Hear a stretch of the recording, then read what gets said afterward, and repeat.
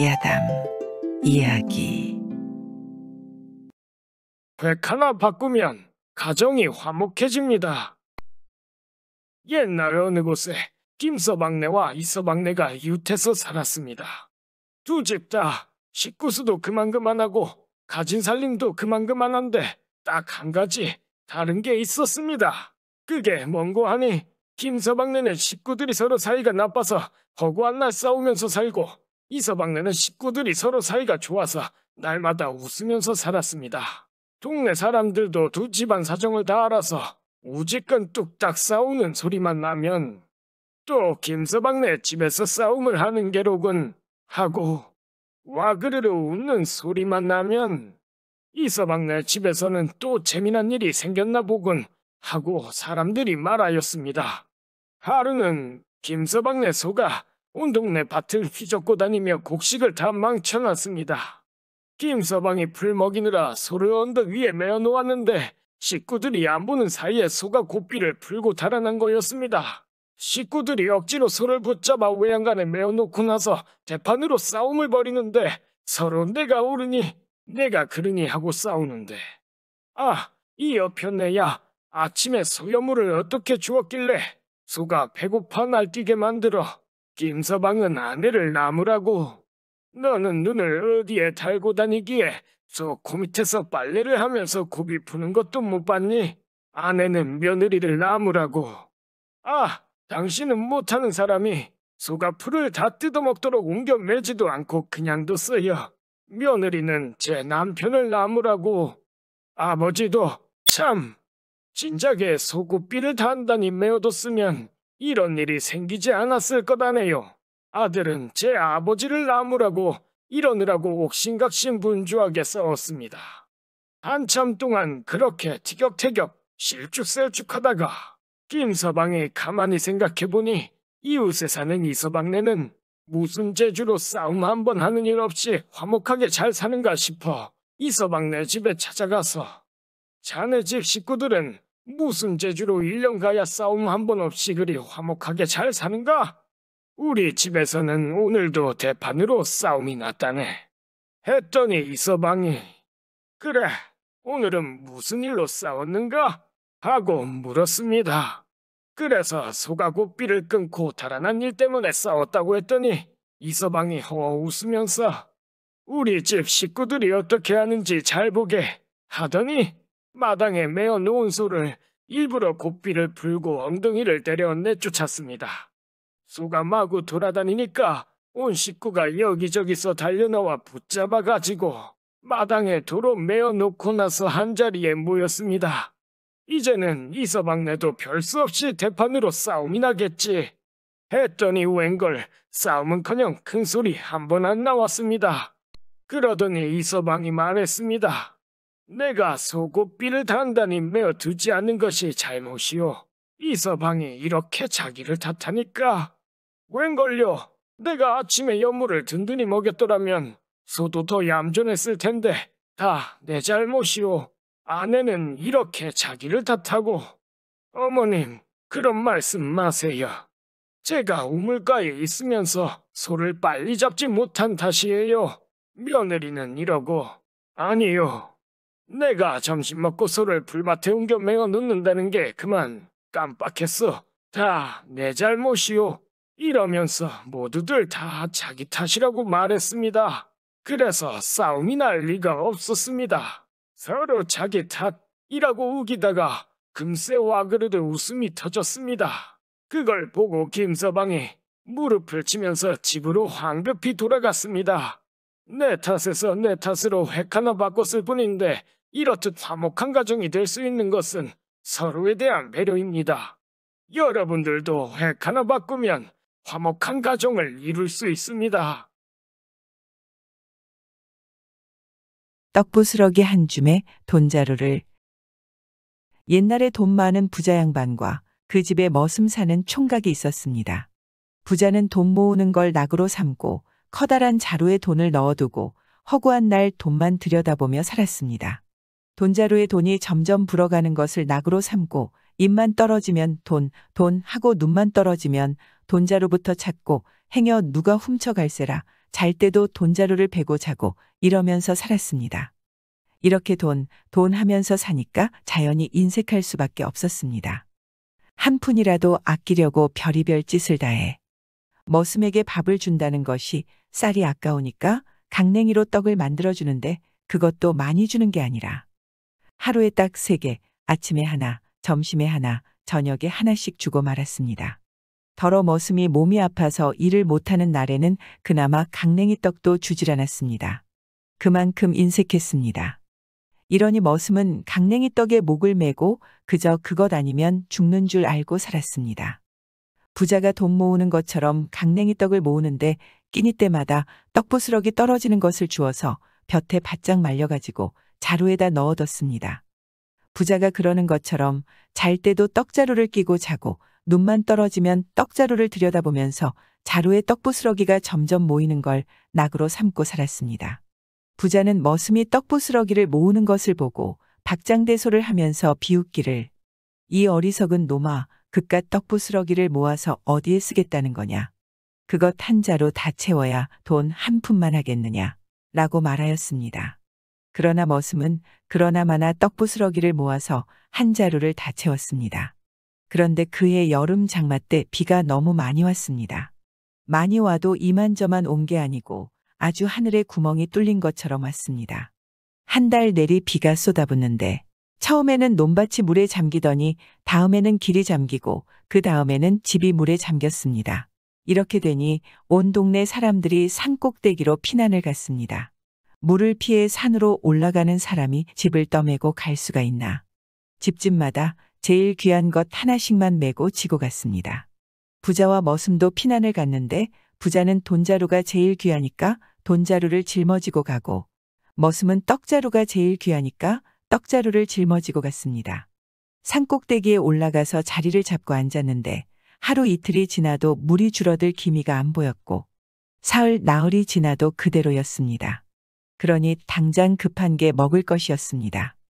머슴은 떡자루에서 떡부스러기를 한 줌씩 꺼내어 맛있게 먹는데 부자는 돈자루에서 돈을 꺼내 먹을 수는 없는 노릇이었습니다.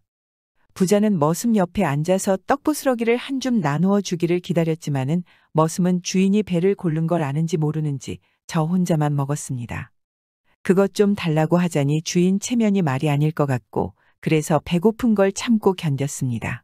그런데 하루가 지나니까 부자 뱃속에서는 꼬르륵 소리가 진동을 하고 눈앞이 흐릿흐릿해지는데 이러다가는 굶어 죽을 것 같았습니다. 자기 앞에서는 머슴이 떡자루를 끼고 앉아 떡부스러기를 얌얌 소리까지 내어가며 먹는데 그걸 보니 눈이 뒤집힐 지경이었습니다. 이 지경이 되면 체면이고 뭐고 차릴 것이 없지 생각하고 실없는 웃음까지 슬슬 흘려가며 머슴한테 빌붙어서 예, 그 떡부스러기 한 줌만 다오. 그랬더니 머슴이 눈을 휘둥그렇게 뜨고 한다는 소리가 아, 영감님 같은 양반님도 이런 걸 다 잡수십니까요? 이런 것은 천한 우리나 먹는 줄 알았는데요. 하고는 줄 생각을 안 했습니다. 양반이라고 못 먹는 것이 있다더냐? 그러지 말고 좀 다오. 내 떡값으로 돈 한 양을 주마. 그래도 머슴은 줄 생각을 하지 않았습니다. 돈이 적어서 그러는 게로구나. 있다. 단양을 주마. 떡부스러기 한 줌에 돈 단양이면 그게 어디 적은 돈이냐? 그래도 머슴은 거들떠볼 요량조차 하지 않았습니다. 좋다, 좋아. 내 큰맘 먹고 10량을 주마.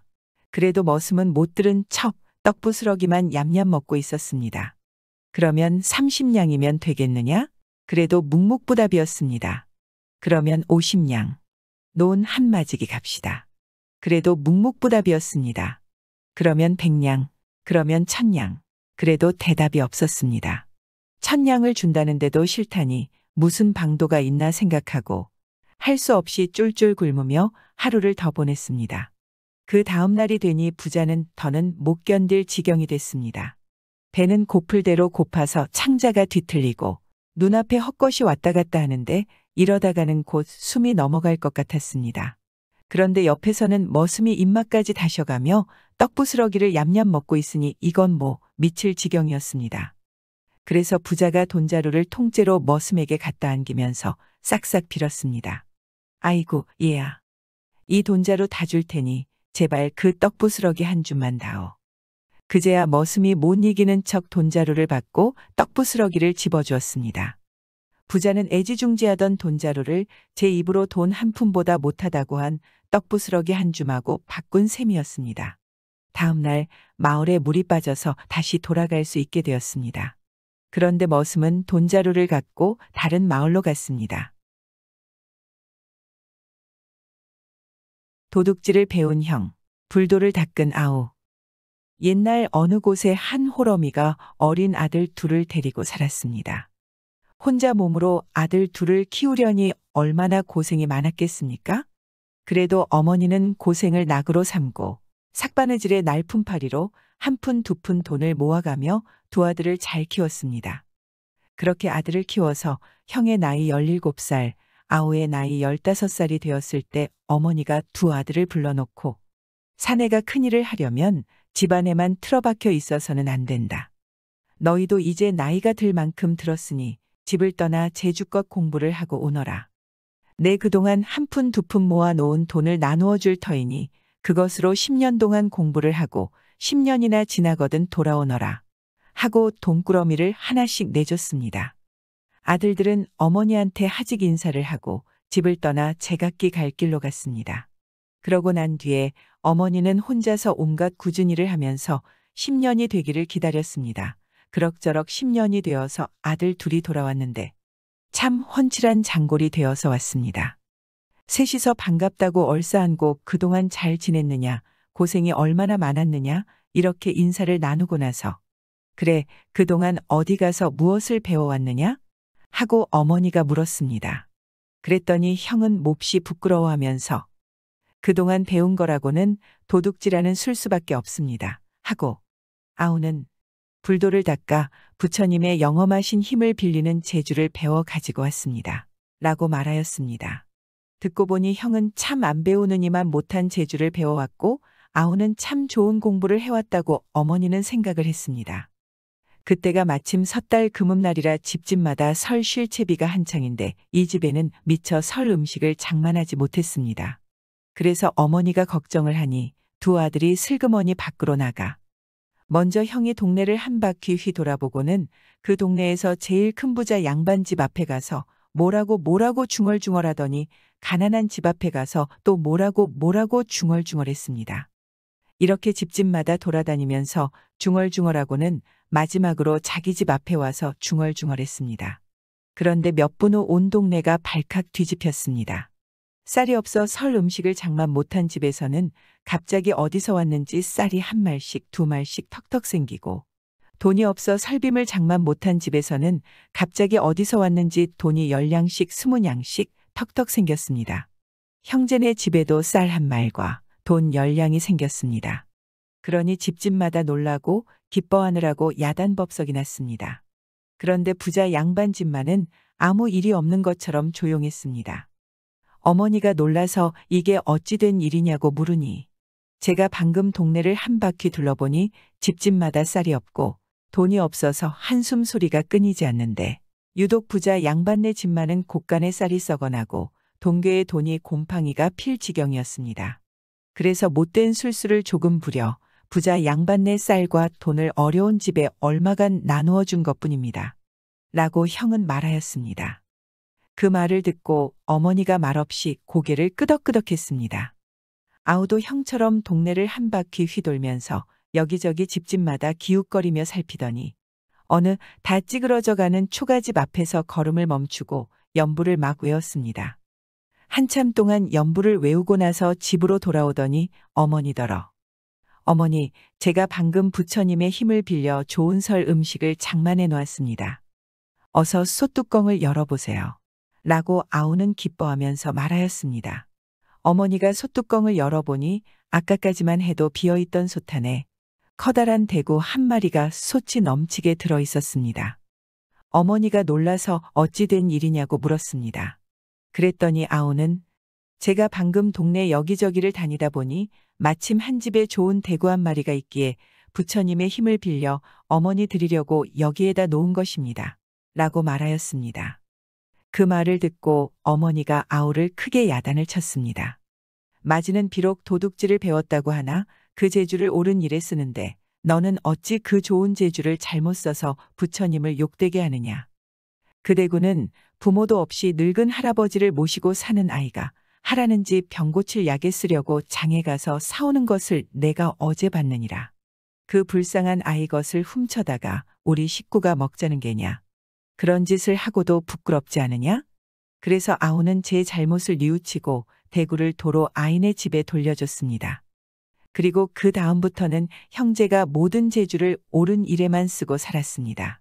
그런데 부자 영감네 집에는 쌀과 돈이 얼마나 많았던지 제 집 쌀과 돈으로 온 동네가 배불리 먹고 설을 잘 지냈는데도 표가 안 나서 끝내 눈치채지를 못했습니다. 깨진 벼루. 옛날에 배짱 좋은 한 사람이 살았습니다. 이 사람은 배운 것 없고 가난해도 배짱 하나는 두둑해서 평생 남에게 꿀리고 사는 일이 없는 위인이었습니다. 게다가 오지랖도 넓을 만큼 넓어서 좋은 일이고 굳은 일이고 남의 큰 일을 보면 제 일처럼 달려들어 참견하기를 좋아했습니다. 이 사람 사는 동네에 역졸일을 하는 사람이 있었는데 한 번은 그 역졸의 집 앞을 지나다 보니 안에서 대성통곡하는 소리가 들렸습니다. 오지랖 넓기로 치면 둘째 못 갈 이 사람이 그걸 보고 그냥 지나칠 리가 없었습니다. 대뜸 들어가서 사정을 물었습니다. 이 집에 초상 났단 말은 못 들었는데 이게 무슨 곡성이오? 그랬더니 역졸이 울다가 말고 한탄하기를 역졸의 일이라는 것이 나라의 심부름 아니오? 우리 고을 감사가 임금님께 진상하는 벼루를 내가 맡아 대궐에 갖다 주기로 되어 있었는데 오늘 아침에 가지고 나서다가 그만 깨뜨려 버렸소. 깨진 벼루를 가져갔다가는 내 모가지가 열이라도 붙어 있지 못할 테니 어찌 통곡할 일이 아니란 말이오? 이 사람이 듣고 보니 참 딱하게 생각했습니다.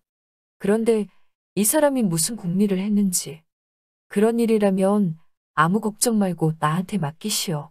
내가 아무 뒤탈 없이 벼루를 갖다 주고 올 터이니 어서 벼루나 내놓으시오. 이렇게 말하네.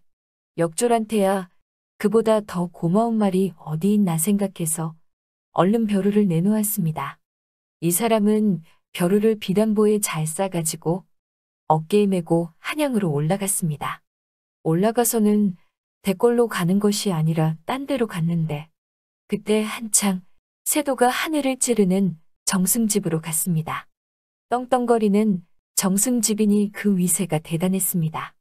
대문 앞부터 문지기가 여럿 지키고 서서 자빈을 막는다고 기세가 등등하였습니다.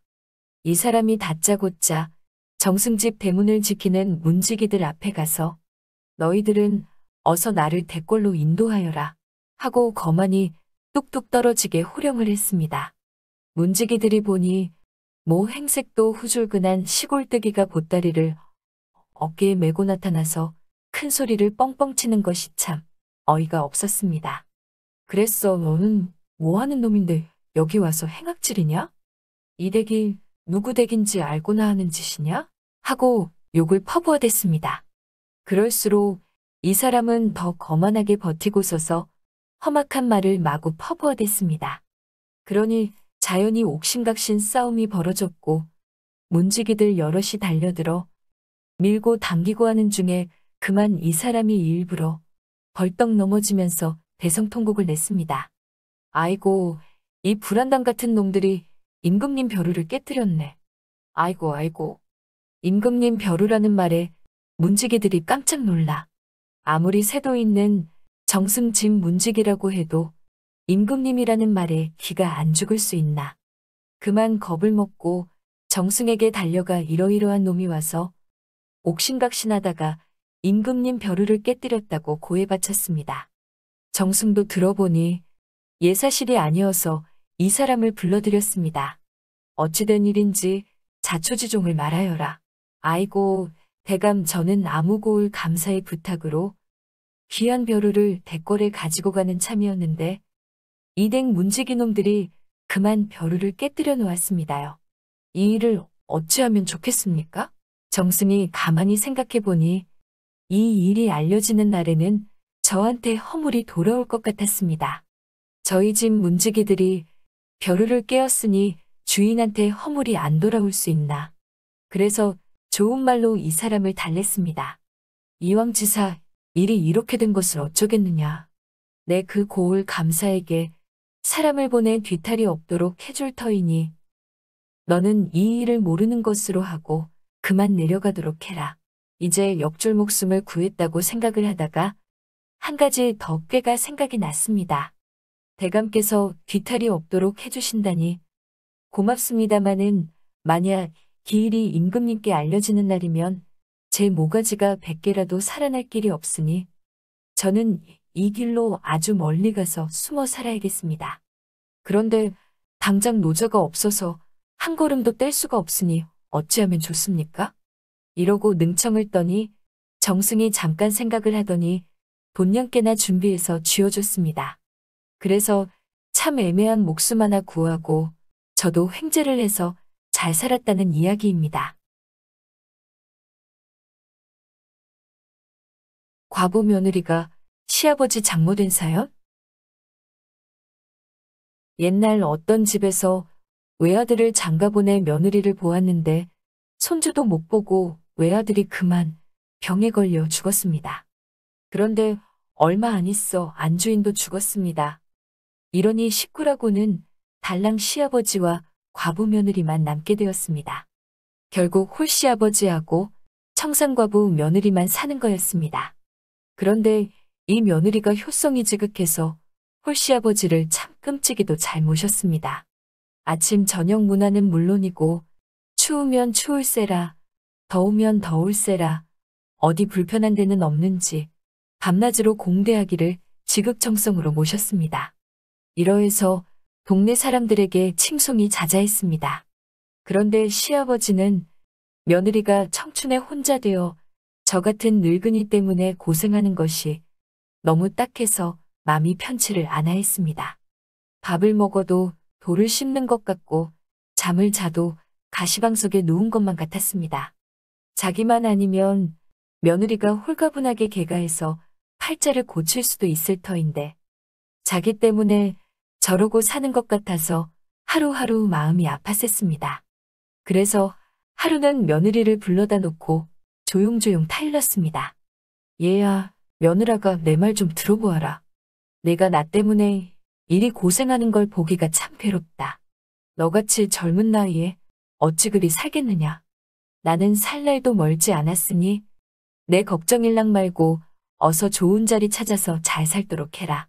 효성지극한 며느리가 그 말을 바로 따를 리가 없었습니다. 아버님, 그게 무슨 말씀이십니까? 연로하신 아버님을 홀로 두고 제가 어디를 가겠습니까? 그런 말씀 입 밖에도 내지 마십시오. 그래도 시아버지는 자꾸 며느리를 타일렀습니다. 아니다. 이렇게 살면 내 맘인들 편하겠느냐? 내 아직 몸이 성하니 얼마든지 혼자 살 수 있다. 차라리 내 마음이나 편하게 해다오. 내가 가진 돈을 좀 갈라줄 터이니 그걸 가지고 바로 떠나거라. 그러면서 돈을 한 보따리 내놓았습니다. 시아버지가 이렇게까지 하니까 며느리도 어쩔 수 없어서 하직 인사를 하고 그 집을 나왔습니다. 나와서 정처 없이 가는데 어느 곳을 지나다 보니 다 쓰러져가는 오막살이 초가집에서 한 처녀가 아궁이에 불을 떼는데 잘 못 되길래 거기 가서 같이 불을 떼주면서 이런저런 이야기를 했습니다. 이야기를 하다 보니 이 처녀는 어려서 어머니를 잃고 홀아버지와 단둘이 살고 있는데 집이 가난하여 아버지도 제출을 못하고 저도 홍기를 놓쳐 이렇게 살고 있다고 말하였습니다. 가만히 생각해 보니 이런 집이라면 인연을 맺을만 하다고 생각이 들었습니다. 그래서 제 사정 이야기를 하고 함께 살자고 그랬습니다. 처녀 집에서야 불감청이언정 고소원일 테니 마다할 리가 없었습니다. 그래서 그 처녀 아버지와 혼인을 해서 살았습니다. 시아버지한테서 얻어온 돈을 미천 삼아 논밭도 조금 사고 억척같이 일해서 잘 살았습니다. 가난하던 집 살림살이도 조금 펴지게 되고 있었습니다. 그런데 두고 온 홀씨아버지가 내내 마음에 걸렸습니다. 그러고 보니 이 집 딸이 관연한 지 한참 지났는데 아직 시집을 못 가고 있었습니다. 그래서 남편한테 말을 했습니다. 저렇게 관연한 지 한참 지난 딸을 평생 처녀로 늙히시렵니까? 그러자 남편은 시집 보내고 싶은 마음이야. 굴뚝 같지만 홍기를 놓쳐 저렇게 늙어버린 처녀를 누가 데리고 가겠소?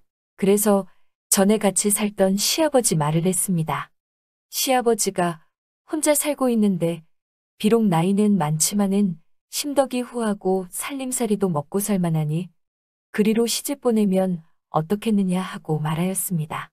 그러니까 남편도 좋다고 해서 딸을 설득시켜 시아버지한테 시집을 보냈습니다. 그래서 며느리는 시아버지 장모되고 시아버지는 며느리의 사위가 된 거였습니다. 말이 안 되는 이야기지만 그냥 가벼운 옛 이야기라고 생각해 주세요. 나랑 모가지를 꺾어서 소가 된 동자. 옛날에 절에 사는 스님이 조그만 아이를 하나 데려다 길렀습니다. 아마 아버지도 어머니도 없는 아이였던 모양이었습니다. 그래서 데려다가 길렀는데 공부를 가르쳐서 상저를 만들었습니다. 말하자면 꼬마 중이었습니다. 상저가 똑똑하고 말도 잘 듣고 하니까 스님이 자주 심부름을 보냈습니다. 저 아래마을 아무개네 집에 가서 시주쌀 보내라고 일러라. 산 너머 암자에 가서 아무개 스님 오시라고 일러라. 이렇게 심부름을 보냈는데 하루는 상저가 마을에 심부름을 갔다가 돌아오는 길에 길가에 누렇게 익은 나락을 봤는데 나락이 잘 익어서 고개가 축축 늘어져 있었습니다. 상저가 그걸 보니 하도 탐스러워서 대체 나달이 몇 개나 붙어 있을까 세어보려고 새 송이를 끊어서 들고 절에 돌아왔습니다. 그런데 스님이 그걸 보고는 너 왜 나랑 모가지를 끊어가지고 왔느냐 하고 묻자 예, 이 사기 하도 탐스러워서 대체 나달이 몇 개나 붙어 있나 세어보려고 끊어왔습니다. 그랬더니 그만 스님이 불호령을 내렸습니다. 그 노님자는 피땀 흘려 그렇게 농사를 잘 지어놨는데 내가 장난삼아 곡식 이삭을 끊었으니 그 죄가 크다. 내가 너를 소로 만들 터이니 그 집에 가서 이삭 하나에 한 해씩 3년을 일하고 돌아오너라. 스님은 도수를 부리는 도사였습니다. 상저를 소로 만들어가지고 마을로 내려보냈습니다. 소가 된 상저가 나락 주인 집 앞에 가서 음매하고 울면서 서 있으니까 주인이 데리고 들어갔습니다. 주인이 소를 데려다 외양간에 매놓고 아무리 기다려도 찾아가는 사람이 없으니까 그냥 데리고 일을 시켰습니다. 3년 동안 밭도 갈고 논도 갈고 풀 먹고 외양간에서 자면서 일을 했습니다. 그러다 보니 콧뚜레에 꿰인 코에는 피가 맺히고 발굽은 떡떡 갈라지고 목덜미는 멍에를 지느라고 달아서 반질반질해졌습니다. 그럭저럭 3년이 지난 뒤에 스님이 논 주인 집에 와서 이 소가 일을 잘합디까 하고 묻자 주인이 아이고 잘하다 뿐입니까? 이 소 덕분에 우리 농사가 몇 배나 잘 되었답니다. 하자 그제야 스님이 종이에 글을 몇 자 써가지고 소한테 던졌습니다. 그러니까 소가 다시 상저가 됐습니다. 주인은 기겁을 해서 뒤로 나자빠지고 스님이 자초지종을 차근차근 이야기해 주니까 아이고 그깟 나락 새송이 때문에 3년씩이나 소로 만드셨습니까? 하고 탄식을 하자 스님은 허허 웃으며 소승은 어렸을 때 절간에서 쌀을 씻다가 쌀알 3개 흘린 죄로 한 알에 한 해씩 3년 동안 소가 되어 일한 적도 있소이다. 거기에 견주면 아무것도 아니지요. 라고 말하였습니다. 그래서 곡식을 함부로 건드리면 안 된다는 이야기였습니다. 그래도 그렇지. 처음에는 말로 좀 다스리고 그래도 고치지 않으면 그때 벌을 쪄도 되는데 나락새송이 때문에 3년 동안 소를 만들어 일을 시키는 것은 스님이 잘못됐다고 생각합니다. 구독과 좋아요, 알람 설정은 사랑입니다.